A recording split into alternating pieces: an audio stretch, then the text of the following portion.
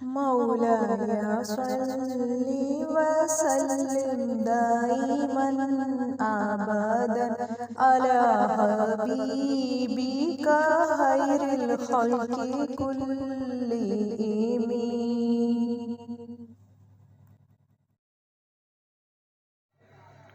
معجزے کے انتظار میں ہو؟ یقیناً ضرور ہوں گے معجزے۔ جب تم اتنے پیار سے اللہ سے مانگو گے اور اتنا تڑپ کر اللہ کو پکارو گے تو وہ کیوں نہیں سنے گا تمہاری؟ معجزے تو ہوتے ہی ان کے لیے ہیں جو سب کچھ کھو دینے کے بعد بھی دعاؤں سے منہ نہیں موڑتے، اور جو لاکھ رکاوٹوں کے بعد بھی اللہ پر یقین کرنا نہیں چھوڑتے۔